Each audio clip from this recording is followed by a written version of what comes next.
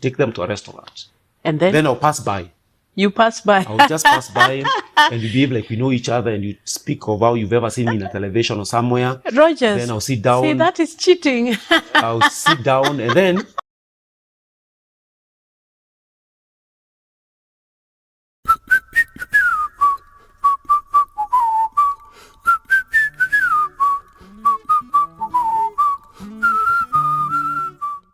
Welcome back, DUOL Podcast. Today we have a very interesting guest who is going to discuss something about discipline and in children. But before that, this is a podcast where conversations happen, real people talk, restoration and healing begins. So the topic today is going to touch about who failed the children. We want to unpack indiscipline in our schools. So I'm going to introduce you to somebody. I am Auntie Maggie. Karibu, introduce yourself. Thank you so much, Auntie Maggie, for having me in this podcast. Mm-hmm. And you're doing some very good work. Oh, thank you. We need to be authentic. We need to be real and raw in conversations these days. Yes. I think for the longest time we've been very cosmetic until we are losing it. Okay, so you're going to tell us about that. Yes. Thanks for having me. Yes. Thank you, I appreciate it. Yes, so your name and what you do, yes, please. My name is Captain Rogers Munene. Mm-hmm. I work and work with schools all over this nation. Mm-hmm. And much of it is from my home county, Kirinyaga, and my resident county, Muranga. Mm-hmm. And all of it is the road leads. Mm. I develop a passion for forming, informing, and transforming our young people because personally I'm a product of the same. You're a product of... I'm a product of the same. I'm a product of mentorship, product of a lot of encouragement, mm-hmm. product of a lot of spiritual nourishment. Mm-hmm. And so what I do is a way of giving back mm-hmm. to what was given to me mm-hmm. and even giving what was denied to me. So widely, that's what I've been doing. Mm-hmm. I'm also an author. Mm-hmm. I've done some books, 5 of them. The very best-selling is My Grain, My Project that I'll be introducing in the course of this podcast. And I'm born again by the grace of God. Amen, amen. Praise the Lord. I know some people will ask, you have a passion walking and working with children. Yes, and you're a man. You know, most people expect women to be... It's really more compassionate. Our mothers are more compassionate. Yes. But I purpose to give myself to it because I felt there is a void in matters mentorship of the boy child, raising the boy child. Okay. I felt a lot of attention is being given to the girl child. Mm-hmm. And the boy child is lacking a father figure. At the same time, the girl child also lacks, there is Oedipus complex. Lacks a man to look up to. Yeah. And purpose to give myself to this, that I may complement that what our teachers are doing, that what our mothers in church, our ladies are doing. And so far, so good. I am surrounded by quite a number of professionals around me who are telling me they are pure products of my mentorship programs and capacity building programs in our schools. So you're mentoring both boys, schools for boys and schools for girls. And schools for girls, yes. Yeah, and you're going to tell us a story. Yes, please. Oh, yeah. Why? Why? Kwanza, which age are you mentoring? And why do they need mentoring? Thank you, Auntie Maggie. The why. It's because personally I'm a product of the same. Okay. I'm a product of grace, having come from a dysfunctional family. And so as I grew, I saw my father... Maybe describe that family. A family that wasn't functioning. The relationship between my mother and father was not working right. Did they separate or they divorced? They kept on parting ways, getting back to each other, parting ways. I saw them fight a lot, and that affected my childhood. Were you the oldest? Or? I am the firstborn. Okay. Of with 2 siblings. Okay. And I've been so much into church since my childhood. I felt I stood a chance of losing myself, losing my salvation, losing the godliness in me, getting myself to battles that were beyond my age and size. But thank God in school, I got a lady teacher and a man teacher who gave me a lot of inspiration. Who gave me an audience. Yes. They went out of their way to raising and discovering the boy in me. I realized at one point, this is what is affecting our children. Yes. Unspoken emotional issues. Yes. The indiscipline of our children in school and even at home is a projection of unspoken issue that they cannot share with their teachers or even parents in fear of victimization. I hope people can listen this, because we have school unrest, and we want to blame teachers, we want to blame children, yet there's something deeper. It's something deeper. Actually, yes. You'll be surprised to learn this. For the longest time, the unrest and the indiscipline of our children in schools, including decimal performance, has always been misdiagnosed. We give attention to the wrong issues. They've never known the root causes. Wow. So I felt now that at one point, by the time I got myself to standard 6 in the 844 education system, yes, I really lost myself. You were around 10 years, 11? 10, 11, thereabout. Yeah. To an extent of suffering ulcers, to an extent of suffering depression, to an extent of the only thing that I had to myself was boldness, which was a cover-up. Yeah. So during the assembly, anytime I'm called up for the chance arises, I would move there to read a chorus, to read a prayer. In the assembly? And even at times to preach. And you were only... Yeah, that young, yes. I started when I was very young. Bold. Yeah. But unbeknownst to the people around me, it was a cover-up to a lot of unspoken emotional issues. Okay. The things from home that I didn't want anyone to know of what I'm going through. Okay. And you can be sure that affected my academic performance so much.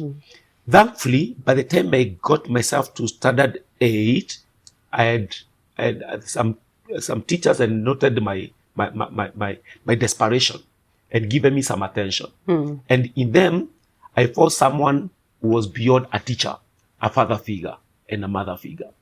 Thank God, at the same time in church, I got some very compassionate servants of God whose ministry was beyond the pulpit. The ministry of reaching out, the ministry of raising souls than funds, because at times we're interested in raising funds and souls. And that's how I discovered myself. So I wrote my first KCP.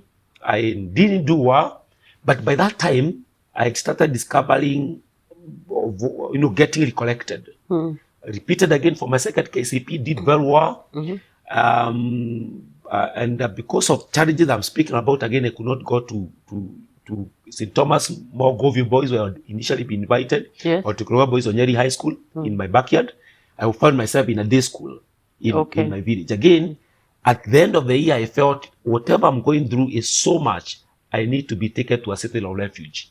And the city of refuge, not that I'm a teenager, was a center of refuge. A city of refuge. A city like the one in the Bible. A city of refuge. Yes, and I thought now that I'm a learner, I'm a teenager in Form 1, getting to Form 2, the only city of refuge is being taken to a boys-only boarding school, where I'll be separated from the negativity and toxicity from where I'm coming from. Just to go back, so there's something you said that's so important. You are very lucky to find people like parent figures among the teachers in church, who recognize something lacking in you. Yeah, sure, you're right. Yeah, and that's a very important message, because I think we all have that responsibility. Where we are, you could be working, but look at somebody's child and see what role can we play. Yeah. Our children are desperately in search of mentors. Of mentors and mentor parents. Okay. Remember, teachers. If you look back to how we were brought up, we were brought up when there was communal parenting. Yes. That's in the then eventually as we grew in the African cycles. Yes. Then as we grew, nobody's concerned about that other person's child. Then these children started getting to know their rights, and levels of exposure grew too much. Then parents started becoming fault finders instead of mentors to their children. Okay. Then again, these parents started undergoing some issues that are even beyond themselves, and at times they confide to their own children. So children are bearing more things than they should even in the first place. Be, yeah. And so our children are desperately in search of mentors, father figures and mother figures, people who help them declutter. So not all African cultures were negative, No. I mean, like the village, you're right. If a child misbehaves in the market, the neighbors, when they notice, they will discipline you, And but right now you discipline your neighbor's child. What are these, the parent going to say? The repercussions will be taken to the chief. There will be so many cases will make an enemy out of it. Yes, yeah. Okay. So my idea is I found a need when I went through the system. Yes. After getting to a boarding school, Baricho High School in Kajiado County, eventually getting myself to student leadership, a peer counselor was born in me. And I felt like in school, some of my peers that are performing so dismally could be suffering from unspoken emotional issues, like the one that I you had suffered while I from. was in my primary school. Unspoken emotional issues. And that's how a counselor was born in me, even before any prior formal training. Yes. And from the school peer counseling team, mobilized the prefecture system. Courtesy of our then principal was very compassionate, Mr. Geduka Yen. And eventually the school started doing well academically in matters morals. And I'm so lucky to have gone through high school, having not experienced an unrest or a strike. I think, Rogers, you are just so lucky. You are lucky. Very lucky. You know, there are many cases went through what you went through, then they got lost. They got lost. Yeah. Actually, I felt I'm a catalyst of the same. In my school, to date, I'm known as a catalyst of having students settle down, calm down, and should they have anything disturbing them, they can speak it out amicably. But again, if that was to happen, we also had to have the principal talk to the teachers in my school that let us not victimize these boys. Okay. Be open to them. Okay. Because so many times what happens, teachers would want to look at the student as a criminal, as a suspect of negative, crime. in a negative way. So anything that a student says is discussed in the common room, in the staff room, in the departmental offices. They are ridiculed. They are eventually ridiculed, emulated. And so these students will never speak it out. Yeah. So allowing students to have a forum where they can speak out those unspoken issues, yeah, and they are that are not being addressed. Okay, so now you're working with children. We're going back to how you started this topic. Based on now, I can understand where you came from. So what is your experience in targeting these preteens and the teens? Well, what is your experience working in schools? When I started visiting schools immediately after I was done with the high school. You started with high school? I started with, immediately I was done with my high school. Yeah. I started, the following January, I started visiting schools, courtesy of our pastors for what we call pastoral programs. Yeah. You were given some 10 minutes in the assembly to preach, to make a sermon and make a prayer. Usually that's Friday mornings. That's Friday mornings. Friday mornings. Yeah, you I remember think that's those programs? Still going on. It's still going on. Yeah. Only that at times currently you're compressed by time and such, and so many academic programs. And so anytime I would speak to students, so many of them would want to follow me up. They want to follow me after that assembly, not 10 minutes. They want to speak, yes. Those children. And not that they cannot reach me because immediately after that they are dismissed to their classes. They would reach out to me through their teachers. They go to the counseling teacher, to the Christian Union patron, reach out to the person who came to preach to us, Captain Rogers Munene, and ask him to visit us. That time I not even gone through any form of training in chaplaincy. And so the principal started engaging me now for some 2 hours talk in the afternoons. Remember, I'm just a high school leaver. Yes. And after that, I would form a clinic. After doing like a 1 hour talk, I would form a clinic. I'll be given a room where they come consulting me on one-on-one. Wow. One-on-one. So not a clinic like that of a doctor, but as a counselor. Yes. And imagine, I'm not trained in anything. Yeah. Apart from now what I've been given while I was in school and my own experience, but I'm patient to give them an audience. And my first encounter was when a Form 2 girl came to the room that I've been given. Remember, I'm a Form 4 leaver. Yes. And our issue is she has found somebody to love in me.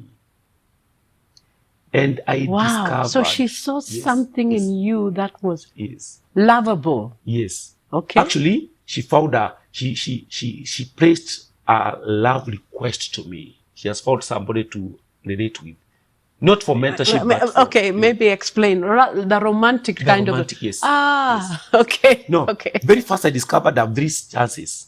Either take advantage of our vulnerability. Yeah. Or which many people do, by the way.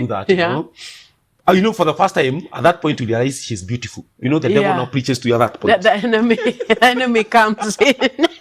Or ignore it. Even when they're not that beautiful, but you now see it. Or I thought the second thing I could do is ignore it. After all, this is just a child. Yeah. But that day I also felt I should not leave her like that. I need to mentor her. I need to speak her. I need to help her out of it. Yes. And that was activated when I realized this girl is performing very dismally in all the subjects that are taught by young male teachers. And as we're engaging, I realized anytime a young male teacher comes away, she switches off from what is academic to what is social. Kind of that romantic thing and attraction. No. So there was a problem. And then I felt this is a projection of what is happening in a cross-section of our schools, only that they don't speak it out. Yes. And counselor to the girl child was born. I thought we need to go to our schools, because I remember my response to that girl. I told her, by that time I was not married. I told her I'm not married. Yes. And in any case, I will not get married before I become a graduate. Yes. And should I become a graduate, I cannot leave university graduates and college graduates for secondary school girls. You mean she wanted to marry you?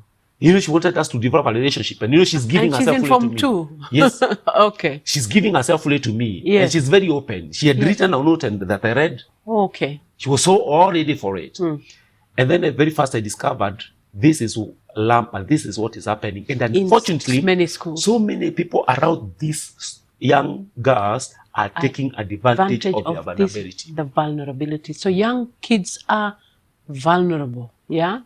Then, then as I went on, I started noticing something different. When I got to boys' school or mixed schools, boys reaching out to me with some funny stuff, contrabands.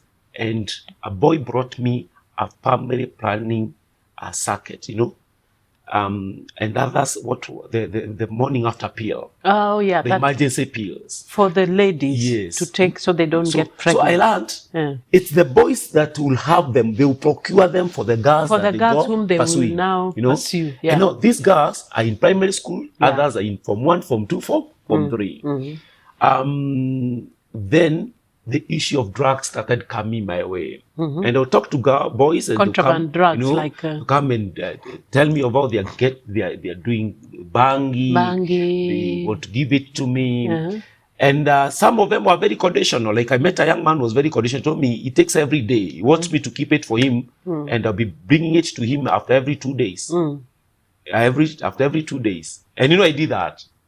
Rogers, then you brought him the drugs. A boy brings me bangi. He tells me he's so much addicted to it that he takes it every morning, lunchtime, and evening. Yes. So did you take it from him? So he gives it to me and requests. Yes. That I may be presenting it to him after every 2 days. So why is he giving it to you and he wants to use it? Is it so that it will not be discovered, or is hidden? Not really. And not why really, you? because there is in addiction, there are repercussions on immediate withdrawal. Oh, yes, that's true. That's true. You get withdrawal symptoms. Withdrawal symptoms. So he wanted you to contract the withdrawal symptoms. We'll have to come up with a method where we be limiting the moments of usage. So he's now and exposure to it. And in the first 2 weeks, I'll bring it to him after every 2 days. In the first, not less than a week, we did a week and a half. And then in the second week, we will do it once in a week. And by the time we were done with the 4 months, we had done total withdrawal of the same. And then introduce something different. Now, this is very interesting. Yes. Did the school approve of that? Now what happens? What we normally do is because of now these are discipline by itself. But again, we want to do recollection. So we whisper it to the principal or the guidance, the counseling HOD. You would involve them. We involve them. Yeah. But now in circles, in confidence, because the idea is not punitive, is a recollection. Okay, so it was not to punish them, but you are trying to, so you are doing like a withdrawal program for them. Yeah, a lot of people, I'm sure, would raise their eyebrows and blame you. And the school administration, again, will realize if we help this one student, we will also be able to salvage the majority of others. So that's how it started. Remember, when I'm doing this, I'm not trained. You're not trained. I'm not trained. I appreciate your honesty. But they are confiding in me. In you, yes. Then in the course of a while, we noted they are starting to settle in matters morals, in matters discipline, because these students who are exposed to contrabands, exposed to unhealthy relationships, are the ones that are likely to be catalysts of disciplines in our schools. So how did you include this issue of moral and value teaching during situations where During they're situations, also just asking for the formal drugs, talks, just talks, asking for just talks, romantic just we relationship. talk. We just So you talk, would we talk to engage, them. engage in a real raw talks. Uh-huh. In real and raw talks. For example. Then, eventually, I got a friend of mine, a young girl, and got to school with in primary school, and she had conceived in standard 7 and dropped out of school. She joined me. You know, she was desperate out there and wanted to get busy. And she started discovering herself. And she joined me, and now we could go to schools with and her. she give her own story of how she went pursuing men out of excitement and all that. And how eventually she lost her chance of being in school. That time she was taking her adult education. And then at the same time, we got an addict from my backyard who had recovered, but had lost a lot of himself. He also joined me, and so we could go to schools, and I'll give him some 10 minutes of my time. Remember, I was about to get in favors with schools. I'm given an hour to talk to them, and then I have somebody who have a real life experience. So your program for mentoring schools started growing. It was not just you. You had introduced people with experiences. Yes. And we're going to have a short break, and then we're going to go on because we'd like to know the impact. Did it work?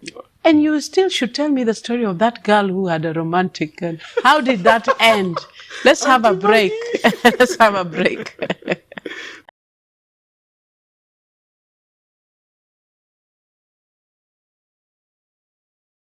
This episode is proudly brought to you by Migrate My Project by Rogers Munene.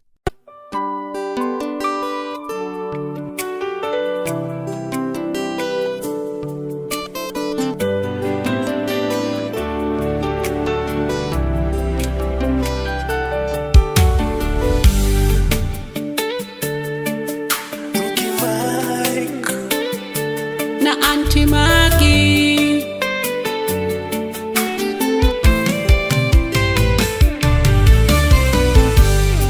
kwa yale yote unayonitendea, na kushukuru Yesu kwa yale yote unayonitendea, na kuabudu Yesu. Ni wewe, ni wewe, na kushukuru Yesu. Ni wewe, ni wewe, na kuabudu Yesu.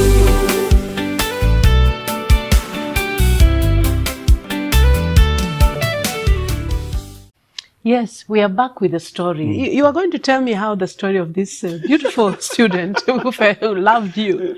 How did you handle that in the end?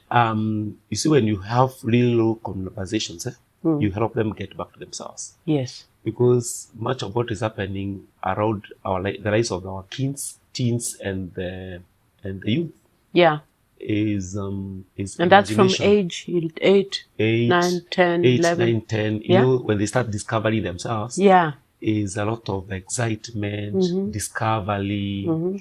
You know, the long motives to the real, to us, negative peer influence. And all that. But when you engage in conversations, they discover themselves. Then again, you realize within no time they started improving. Remember earlier I said, the dismal performance of our children in school is a projection of something else. Chaotic. That starts from the brain, from the mind, and the exposure that they have, or what they lacked. And so you can be sure after this engagement, within no time, what did we discover? Improvement in the academic performance. So this girl, she actually improved? Yes. Actually, in my book, My Grade, My Project, I have so many testimonies with data protection rights that are sent to me. I want you to listen to this. Hello, Mr. Rogers. My name is Banis. I was a student in one of our schools. A week before KCSE, I was registered to be a low performer because I had a D+. I thank you for you came. We talked. You encouraged me and told me not to lose hope. In KCSE, I got a B-. Wow. From a D+ to a B-. I've not taught them mathematics, sciences, languages in class. Mine is the engagement that helps them declutter. Just give us a clue. What are some of the points, just 2 or 3 points that you emphasize during this engagement to change somebody from a D+ to B+? One is mental formation. How do you do that? Stirring up the waters and prompting the students to speak out. And one of my ways is first creating a relationship with the client. I do tell parents, if you're to bring your son or daughter to me for these academic discipline mentorship programs or counseling programs, don't tell them that you're taking them to a counselor, to a mentor. We are the ones in conversation. Yes. What shall you tell your son, your daughter? You're treating them out there for some chips or something. Take them to a restaurant. And then I'll pass by. you pass by. I'll just pass by and you behave like we know each other and you speak of how you've ever seen me in a television or somewhere. Rogers. Then I'll sit down. See, that is cheating. I'll sit down and then as I'm introducing myself, you excuse yourself like you have a phone call and leave me with the student. So And you're saying we start a relationship. the students will not respond to being told, now you're going to a therapist. You know what happens, eh? Anytime anyone knows they're being taken to a third party, Yes. They become... not even our children, even yourself. Anytime you realize you're being taken to a that party, you know, you're the first party, the parent is the second party, at that party, the first suspicion is why? Why? What have I And done wrong? how comes, mom, you can't trust me? You have to take me to somebody else. Then how comes you're exposing me to a stranger out there? Then, Rogers, me as a mental health specialist also, I would then instead recommend that the mom open up and say, look, my dear, I would like you to go and talk to a friend who will be able to guide you because I'm concerned about A, B, and C. No, let me tell you. Yes. Have you tried that? A quick rejoinder to that. That only happens to a few of us who are exposed and are airites. Out there, as parents, exposed parents, yeah. Yes. Out there, the gap between parents and their children is wider and deeper. Okay. Wow. Actually, we are reintroducing children back to their parents in the current days. Okay, so a lot of the parents don't know how to handle, they don't know how to talk, they don't know how to approach this child. Right. So now you know what's happening, eh? Parents, the current day parents are becoming very busy out there, outsourcing and investing for their children, but very lazy in parenting. So instead, who are raising up our children? The televisions, the gadgets, literally. Yeah, and the mobile phones and social media. And you know, even the days of destructive peer pressure is gone. Because our children, you realize our children not even know their neighbors. Yeah. They no longer interact. And they don't care. So they will stay in the house with the gadgets. Internet is available, Wi-Fi is there. And so the children don't even understand, the parents don't even understand their children. So, just like the children will not understand their parents. So, Rogers, then part of your program involves targeting then the parents as well. Yes, you're right. Yeah, because then the kids and the parents are still in darkness. And that's why we are doing a lot of capacity building programs for parents in schools during AGMs, academic clinics, and any formal invitation to school. So informally, we request the principal to give us an hour, 45 minutes to an hour to speak to parents about parenting teenagers. In as much as nobody can teach anyone to parent, and in as much as parenting is the only responsibility that we qualify for without any form of training, there are basic principles of parenting.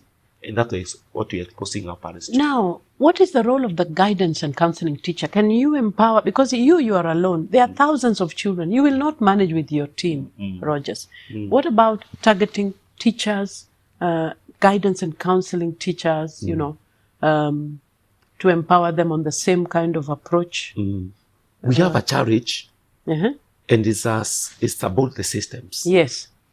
Number one, the guidance and counseling teacher in the current days may not be as trained. What happens? We identify the cool lady or the cool male teacher in the staff room and give them the responsibility of being the guidance and counseling teacher. Without training? Without formal training. Actually, apart from the child psychology as a unit that they go through in the colleges and universities, most of them don't go through capacity building programs on guidance and counseling. And if they have to do that, maybe it's at their own cost and the economy is not as pleasing.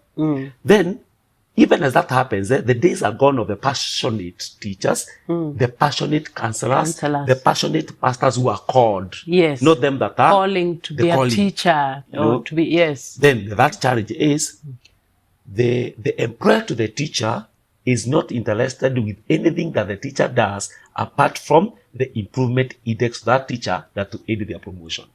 You know, nowadays, the promotion of a teacher is tied to the improvement index. So I want you to take these.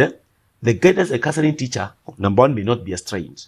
Number two, has own personal challenges. That doesn't even have time. He's specialized by a workload of 21 lessons in a week. And then, even as that is happening, the school administrator, in the name of principal or head of institution, and the teacher service commission, their employer, will no longer be interested with the match they have counseled students. The many students that have been born again or transformed into some kind of morals and discipline will look at the improvement index to promote the teacher. So the if targets, you are the teacher, what will you do? You First have work no on the choice. grades. Yeah, the grades, so that you get promoted There is for no that time. matter. Then you find there is no time. Our students are getting to class as early as before 7. So what is After the waking future, up at 3. Rogers, of sleeping our at 3. nation? What's the future? Because now there's so much pressure on the teachers, and shortcuts, and this increased school unrest, increased children who do not have moral values, they do not have, discipline. And there's this discipline. And, it just goes back to the title, that are we losing our children? Are we losing our children? What is the solution? Whatever is happening around the lives of our children, if there's anything to go by, then we are sitting on a time bomb as a nation. We are sitting on a time bomb. Yes. Sooner than later, we shall have professionals without morals.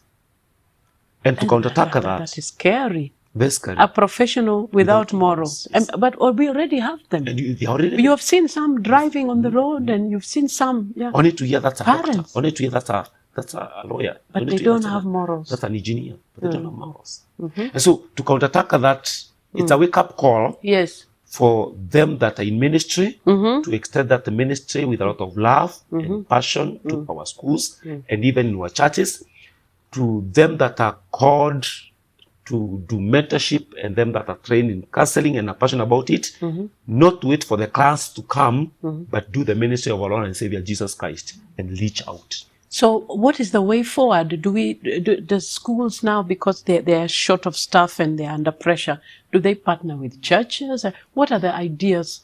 Because we need the community to be involved. I personally think the school alone may not manage. Sure. It hasn't been very easy for some of us. Yes. It has taken the grace of God for doors to be opened. Again, through networks, through connections. And because again, as we say, our schools programs are so back to back. Then again, there are no resources. And maybe on humanitarian grounds, they will need to fuel and offer transport and all that. And there are physical challenges. But they are remnants. And there is a grace of God at work. That doors are opening day by day. Day by day. Doors are opening day by day. So we need God in all We this. need God in all this. We need all this in this. Like recently, just to give you a case study, recently I went to a boys' school and gave a charging talk, a little talk to the boys. And the principal gave me an office. Wow. Told me, don't leave. Get to that room. And the boys are asked to come and confide in me. And there is a language you use. And the boy comes, walking, vile wanatembea hivi, gota, zile salamu za COVID. He first me as bazoo. And I thought bazoo is greetings. And I spotted bazoo and I thought it's a way of greeting. What is it, by the way? Even me, I'm not very good in sharing myself. What is bazoo? Bazoo, I think it's a title. It's a title for somebody who has with masculinity, well-built, a father figure. Okay. So the boy tells me, since you came to our school, you went to the principal, you came to the hall, talked to us for some 2 hours. I saw you, I fell in love with you, I loved you. I thought, yes, I'll marry my suit, my car, my books, only to let this boy who is in Form 3 and 4 or 6 marks at KCP and is getting A's, is a gay and wants a relationship with me. Oh, Rogers, I think you need counseling yourself, you and your team. And these are things that they keep bringing my way, every day. And every day I get new experiences of cases. But now a case like this, did you manage? What are the success story? Have you managed to influence? Yes. Just like the girl, this gay student. Yes, a lot. You did? Yes.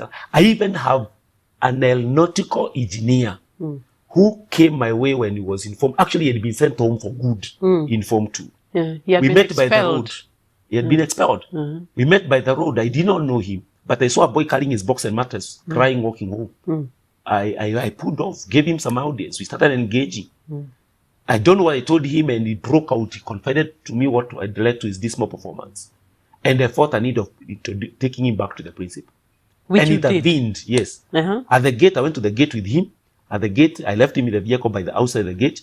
At the gate, I told the gate man, I want to see the SU patron. I went to the SU patron, I shared my testimony, then told the SU patron, I want to see the Dean of Studies. Took me to the Dean of Studies, I gave him the case. Then he told me, only the deputy principal can handle this. Eventually, that's how I got to the principal. Shared the case. And the principal gave me that boy. He told me, now, if I'm to admit him, I'm admitting him on your name. Yes. And every weekend I would visit that young man. You became like a parent figure. That boy was to get himself an A- at KCC. And that time he was getting D- in English. I never got to class to teach him. What did I help him in doing?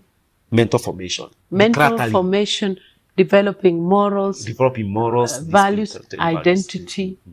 Identity is one of the discipline issues. that you are seeing among our people And discipline is a projection of unspoken issue. And an attended issue in that matter. And that's what I've been doing. Oh, okay. So now moving forward, we have a lot of work, Rogers. A lot. Yeah. A lot. And I would like, maybe you can share now what work, because a lot of people are listening to you. I know teachers will listen, principals, church, parents, What in this next 5 minutes, what is the way forward? Because it takes a few people like you to create a movement. Sure. Yes. I'll charge all of us out there, and especially them that have been entrusted with the responsibility of parenting, to go out of their way and see to it that, number one, they create a relationship with our children. Not the relationship of utachapwa relationship that helps us connect with our children, that they can trust us with their unspoken emotional issues. Yes. They can trust us with their fears. They can trust us with whatever they are going through. And number two, we also check on our morals. Because our children are likely to do more than what they see us doing. They are likely to say what they hear us saying more than what you are telling them to do or to say. So we have to be role models. Apparently, yes. Currently, even in matters marriage, you're having a concoction of all types of marriages. Yes. Family diversity is too high. Yeah. The co-parenting is too high. I'm going to schools and finding our children who have their father and mother who are co-parenting them. The mother is married, the father is married. But when academic clinics or school exams happens, the mother comes with the husband or the father comes with the wife. You mean that the mother is married to a different person? Yes. Their parents separated and married to different. Yes. So now they co-parent. And so they co-parent. And on the academic day, the father will come with the wife, the stepmother. Yes. And the mother on this side will come with the stepfather. And they are all there. And they have come with children over. And then the girls are left in school and saying, and these are young men, the way they were looking at each other, someone must have killed the other immediately after they leave school. And they're thinking of that when they're attending that mathematics class. You can be sure they will not understand anything. Actually, this is an alert to teachers. If you notice a dismal performance, an immediate dismal performance in our children, it could be a projection of something else. Yes. And number two, be very observant. These students who are also very outgoing, they are everywhere. They're in scouting, they're in the prefecture system, they're in the peer counseling, they're in the drama, they're in the journalism, they're very outgoing. They could be covering up something. So some of the very outgoing, I think any child those who are very have issues. Yeah. And again, those who are reserved, it could be a projection of some issues. So one is a relationship. Number two, working on our morals. Yes. Let me take you through an exercise. Auntie Maggie, wave at me. Wait at me. Lab your chin. Is that your chin? No, my chin is here. But when did you lab your hair? Because I was following your hat. And that's how we are losing our children. They will do more than what they see us doing, more than what they hear us saying. So this is a charge to parents and to every other person in the community. Our children have lacked role models. Yes. I want to give this charge to us. Our children have observed, even in the government out there, when we're invited for public participation meetings, we no longer attend. We're not even attending those school meetings, the parenting meetings. But when something goes wrong, we are there to protest and picket in the name of our rights. So what will happen? If they not normally something abnormal happening in their schools, they will not speak it out to their teachers. Instead, they want to protest. But some of the good schools, I know, we used to have parenting, like where my children went to.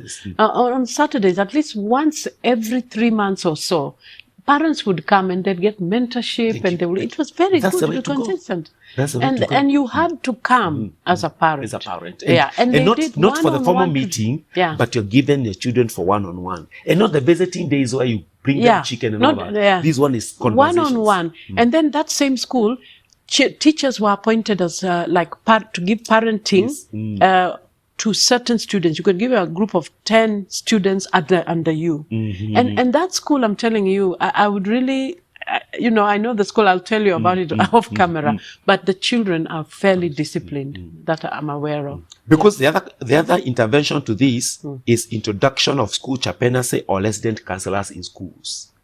Yes. Whose work is not teaching the formal examinable subjects. Yes. And if they are to go to a class maybe to teach something like life skills, that is not examinable, but their core job description is offering psychosocial support to our children. So our Ministry of Education should engage psychologists, the education psychologists. You're right. And I think some schools do have them, like the private schools. Private schools, some of our big national schools more, and not just one. For a big school, maybe 2 or 3. Yeah, because that's their full-time job. That's it. And that one is not only for the case of the students, but for the case of every person in that community. Yes. Because at times even our teachers, our school administrators are also specialized a lot. I'm interacting with school principals, and you can be sure they are trained. I had to write letters to certain headmistresses who are mistreating children who couldn't perform. Kumbe the child was depressed and suicidal or having attention deficit, a condition. A condition, yes. And I had to tell them, don't punish this child. This child needs help. And some headmistresses were not happy with that. And so it means there's a gap there. There is a gap. And there's also what is called functional depression. Yes. That I'm reporting to work every morning. I'm getting to that class smiling every morning. at people. I'm smiling. I'm very cosmetic smiling. Yeah. But I'm crushed.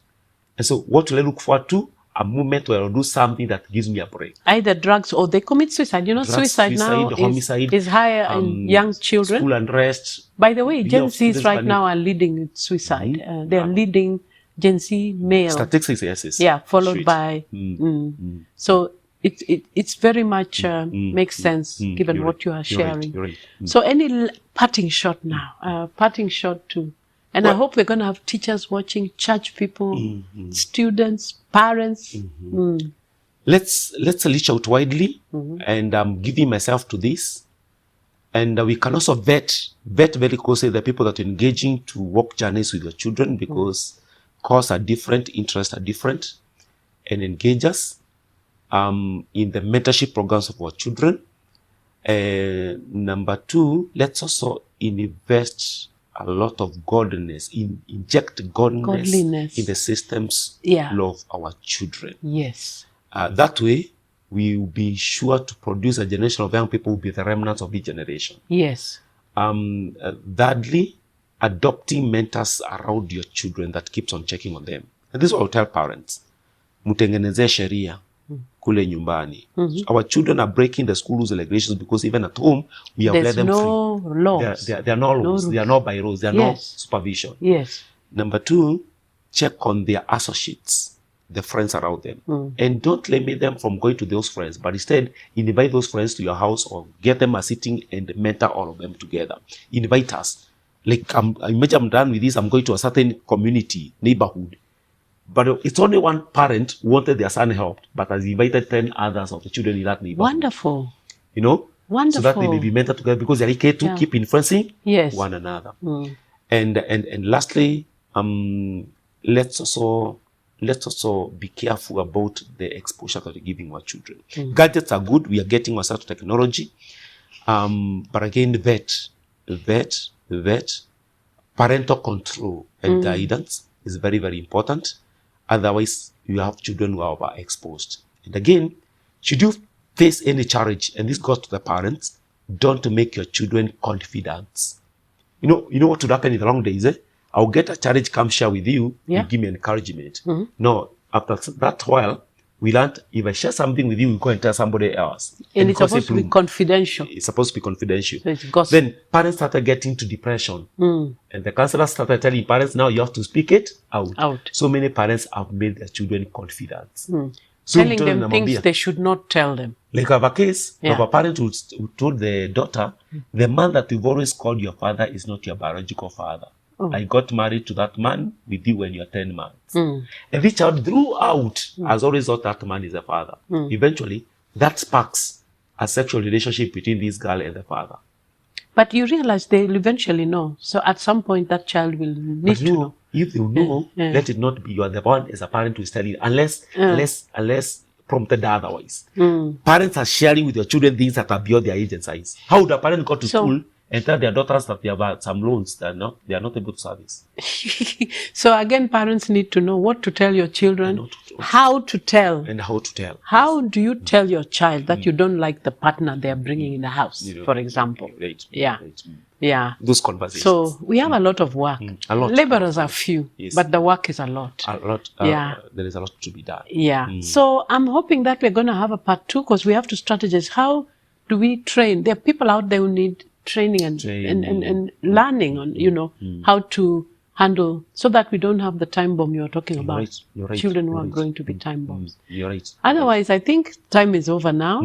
And I just want to say thank you for listening. Thank you very much, Captain. Why do they call you Captain? I took my theological training at the Church of Africa, across the College of St. Paul's University in Jogoro, Nairobi. Yes. Then was commissioned to be a captain with the Anglican Church of Kenya. That's the reason why I'm captain. But captain basically means like you're leading. You're right. You're spearheading. And the reason I took that course was because I also felt I need to spearhead. And I don't just want to talk to young children like it's a talent or a hobby. I want also to make it a career. A career. I know we are going to talk more after this. Yes, you're right. So thank you very much, Captain Rogers, and thank you, listeners. For those of you who have enjoyed this, please subscribe and share. And let's meet again for the next podcast. Thank you. Bye. Thank you. Thank you.